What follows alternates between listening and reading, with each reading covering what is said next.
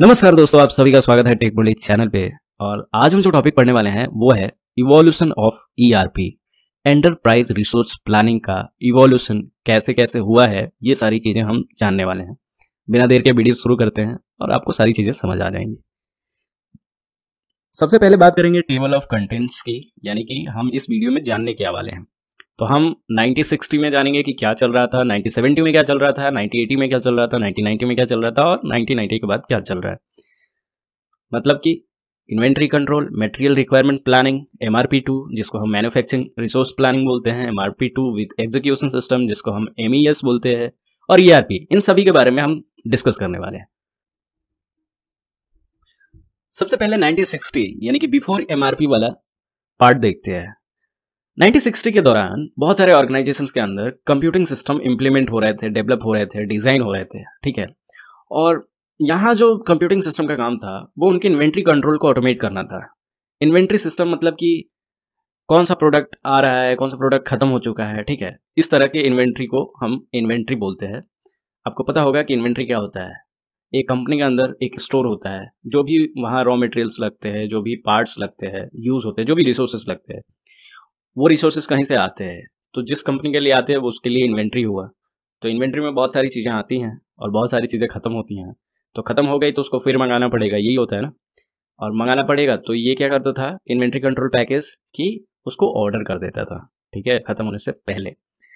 ये जो inventory control package था ये काफ़ी लेगेसी सिस्टम होते थे और इनको कोबोल के अंदर, LGOL के अंदर और फोर्ट्रेन के अंदर बनाया जाता था। यानी कि इनकी जो प्रोग्रामिंग होती थी वो इन लैंग्वेजेस में होती थी, ठीक है। उसके बाद बात करते हैं 1970, जब MRP आया, यानी कि मटेरियल रिक्वायरमेंट प्लान। जब मटेरियल रिक्वायरमेंट प्लानिंग आया इंडस्ट्री के अंदर, कि उसके अंदर मास्टर प्रोडक्शन शेड्यूल होता था और उसके अंदर जो भी मटेरियल्स चाहिए होते थे किसी प्रोडक्ट को प्रोड्यूस करने के लिए, किसी आइटम को प्रोड्यूस करने के लिए, उसका एक फाइल होता था जिसमें सारे मटेरियल्स लिखे जाते थे या होते थे, ठीक है, उनके नाम होते थे। और वो इन चीज़ों को बिल कर देता था, यानी कि ऑर्डर कर देता था या उसका एक रिपोर्ट बना देता था कि हमें ये मटेरियल चाहिए, इतने बचे हैं और इतने खत्म हो गए हैं। इस महीने जो भी हमारा प्रोडक्शन का शेड्यूल है तो इतना चीज़ ये लगेगा, इतने मटेरियल्स लगेंगे, कौन कौन से मटेरियल लगेंगे, इन सारे चीज़ों का लिस्ट बनाता था, इन्फॉर्मेशन देता था, ठीक है। उसके बाद MRP सिस्टम को काफ़ी इन्हांस्ड किया गया, अलग अलग टूल्स उसमें ऐड किए गए, जैसे सेल्स का प्लानिंग, कस्टमर ऑर्डर प्रोसेसिंग और भी बहुत सारे रफ कट कैपेसिटी प्लानिंग। और इन मॉड्यूल्स की वजह से MRP को प्रोडक्शन शेड्यूलिंग में काफ़ी ज़्यादा इनपुट मिलने लगा, जिनको हम क्लोज्ड लूप MRP बोलते हैं, ठीक है, closed loop material requirement planning. इन सभी के बारे में हम थोड़ा डिटेल में देखेंगे लास्ट में एक टेबल के अंदर, और वहाँ हम समझ जाएंगे। अब बात करते हैं 1980 में जब MRP2 आया। तो 1980 में जब MRP2 सिस्टम आया तो इसने फाइनेंशियल अकाउंटिंग सिस्टम, मैन्युफैक्चरिंग और मटेरियल मैनेजमेंट सिस्टम को एक दूसरे में इनकॉर्पोरेट कर दिया, यानी कि जोड़ दिया, ठीक है, और उससे बना MRP2 सिस्टम। 1980 में जब MRP2 आया तो MRP2 बहुत सारे बिजनेस सिस्टम्स को इंटीग्रेट करने लगा और इसकी वजह से जो मटेरियल और कैपेसिटी रिक्वायरमेंट है किसी प्रोडक्शन के लिए, ये काफ़ी डेवलप हो गया। MRP2 ने इन रिक्वायरमेंट्स को ट्रांसलेट कर दिया फाइनेंशियल इन्फॉर्मेशन में, जिससे कि बिजनेसेस को पता चले कि उनका इनपुट कितना है, यानी कि इन्वेस्टमेंट कितना है, और उनका आउटपुट कितना है, यानी कि बेनिफिट कितना है। अब बात करते हैं 1990, जब ERP आया। ERP सिस्टम 1980 के बाद और 1990 में बिगिनिंग में आया था। ERP सिस्टम जब आया था तो इसके अंदर एंटरप्राइज वाइड इंटरफंक्शनल कोऑर्डिनेशन और इंटीग्रेशन था। एंटरप्राइज वाइड मतलब पूरे ऑर्गेनाइजेशन के अंदर, और इंटरफंक्शनल का मतलब एक दूसरे से कनेक्ट होकर फंक्शंस होने वाला, कोऑर्डिनेशन और इंटीग्रेशन यानी कि एक दूसरे से जुड़ा हुआ, इस तरह का सिस्टम बनाया गया था। ERP का मतलब यही होता है, एंटरप्राइज रिसोर्स प्लानिंग क्या होता है, कैसे काम करता है, इसके रिलेटेड बहुत सारे वीडियोस हैं, आप चेक कर सकते हैं। MRP और MRP2 के टेक्नोलॉजिकल फाउंडेशन के बेस पे ही ERP सिस्टम बिजनेस प्रोसेसेस को इंटीग्रेट करता है, जिसके अंदर manufacturing, distribution, accounting, financial, human resource management, project management, inventory management, service and maintenance और ट्रांसपोर्टेशन, एक्सेसिबिलिटी, विजिबिलिटी और कंसिस्टेंसी जो पूरे ऑर्गेनाइजेशन के अंदर आती है, इन सारे मॉड्यूल्स को ERP ने इंटीग्रेट कर दिया, राइट। 1990 में जो ERP वेंडर्स थे उन्होंने देखा कि ERP बहुत ही अच्छी चीज़ है, तो उन्होंने इसमें बहुत सारे मॉड्यूल्स, बहुत सारे फंक्शंस ऐड ऑन करने लगे। और इन मॉड्यूल्स और इन फंक्शंस को ऐड ऑन करने की वजह से जो दूसरा ईआरपी बना वो उसको हम एक्सटेंडेड ईआरपी बोलते हैं। ये ERP extensions advance planning and scheduling, जिसको एपीएस बोलते हैं, e business solution like customer relation management CRM और सप्लाई चेन मैनेजमेंट एससीएम, इन सारे मॉड्यूल्स को इंक्लूड करा। ठीक है, तो एक्सटेंडेड ईआरपी के अंदर एपीएस सीआरएम एससीएम ये सारी चीजें अवेलेबल थी। देखिए ईआरपी क्या किया कि ईआरपी जितने भी बिजनेस प्रोसेसेस हैं एक एंटरप्राइज के अंदर, एक ऑर्गेनाइजेशन के अंदर, उन सभी को इंटीग्रेट कर दिया। लेकिन एक्सटेंडेड ईआरपी के अंदर वो सारी चीजें तो थी ही, उसके साथ साथ advance planning and scheduling module, CRM, customer relationship management, supply chain management, ये सारी चीजें भी ऐड हो गई थी। ठीक है, और आज जो ईआरपी है उसमें अलग अलग मॉड्यूल्स के लिए, अलग अलग डिपार्टमेंट के लिए अलग अलग मॉड्यूल यूज हो रहे हैं। ठीक है, हर डिपार्टमेंट अपना एक सॉफ्टवेयर यूज कर रहा है और सारे सॉफ्टवेयर इंटीग्रेटेड है और उसी को हम ईआरपी बोल रहे हैं। ठीक है, यहां हम इस टेबल में समझेंगे टाइप्स ऑफ सिस्टम, कौन से टाइम में आया था, क्या पर्पस था और वो सिस्टम क्या करता था। सबसे पहला है रिकॉर्डर पॉइंट सिस्टम। ठीक है, जिसको हम इन्वेंट्री कंट्रोल सिस्टम भी बोलते हैं।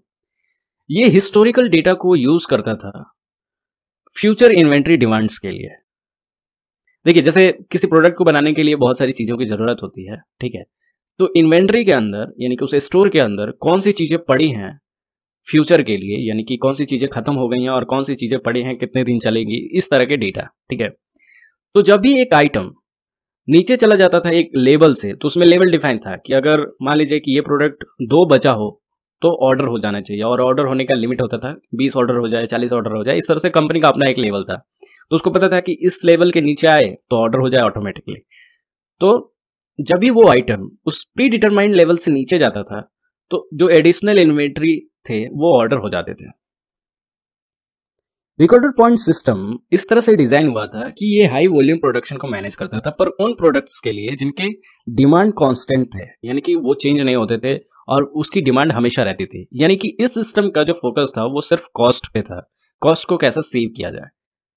1970 में जब मटेरियल रिक्वायरमेंट प्लानिंग आया तो इसने ऑर्गेनाइजेशन को एक डिमांड बेस्ड अप्रोच ऑफर किया, जिसके अंदर प्रोडक्ट्स के मैन्युफैक्चर होने की प्लानिंग और इन्वेंट्री के ऑर्डर होने का तरीका, ये सारी चीजें थी। एमआरपी सिस्टम मार्केटिंग पे फोकस किया। एमआरपी सिस्टम के अंदर ग्रेटर प्रोडक्शन इंटीग्रेशन और प्लानिंग, ये सारी चीजें मिलती थी। 1980 में जब मैन्युफैक्चरिंग रिसोर्स प्लानिंग आया तो इसने कैपेसिटी प्लानिंग ऐड कर दिया इसके अंदर, जिसकी वजह से प्रोडक्शन प्लान के एग्जीक्यूशंस को शेड्यूल कर सकता था, मॉनिटर कर सकता था। मान लीजिए कि किसी प्रोडक्ट को प्रोडक्शन करने का जो तरीका है, जो प्लान है, उसके एग्जीक्यूशन को शेड्यूल करना और मॉनिटर करना एमआरपी का काम था। मैन्युफैक्चरिंग रिसोर्स प्लानिंग जो है वो क्वालिटी पे फोकस करता है, किसी भी प्रोडक्ट की क्वालिटी कैसी होनी चाहिए इस पे फोकस करता है। जो भी उसके अंदर मैन्युफैक्चरिंग स्ट्रेटेजी है वो फोकस करते हैं प्रोसेस कंट्रोल पे, कैसे ओवरहेड कॉस्ट को रिड्यूस किया जाए, कैसे डिटेल कॉस्ट रिपोर्टिंग हो, ये सारे काम मैन्युफैक्चरिंग रिसोर्स प्लानिंग का था। ठीक है, उसके बाद आया MRP2 with manufacturing execution system, यानी कि MRP2 को जब एक्सटेंड किया गया तो वो बन गया मैन्युफैक्चरिंग एग्जीक्यूशन सिस्टम MES, जो 1980 टू 1990 के बीच में आया था। इसकी वजह से ये हमें ऐसे एबिलिटी प्रोवाइड करता था जिसकी वजह से हम प्रोडक्शन शेड्यूल्स को अडॉप्ट करते थे कस्टमर के नीड के अनुसार। MES की वजह से सॉफ्ट फ्लोर एक्टिविटीज का जो हमें एडिशनल फीडबैक था वो मिल जाता था। MES कस्टमर के नीड पे काफी फोकस करता था। ये फोकस करता था कि ये हमें ऐसी एबिलिटी प्रोवाइड करे जिसकी वजह से हम नए नए प्रोडक्ट्स को क्रिएट करें और अडॉप्ट करें, नए नए सर्विसेज को अडॉप्ट करें और टाइमली बेसिस पे कस्टमर का जो भी स्पेसिफिक नीड है उसको हम पूरा कर सकें। 1990 में और अभी भी जो चल रहा है वो है एंटरप्राइज रिसोर्स प्लानिंग, जो बहुत सारे ऑर्गेनाइजेशंस के अंदर चलता है। एंटरप्राइज रिसोर्स प्लानिंग ने सारे मैन्युफैक्चरिंग, सप्लाई प्रोसेसेस, जो भी एक ऑर्गेनाइजेशन के अंदर बिजनेस प्रोसेस होता है उन सभी को इंटीग्रेट कर दिया।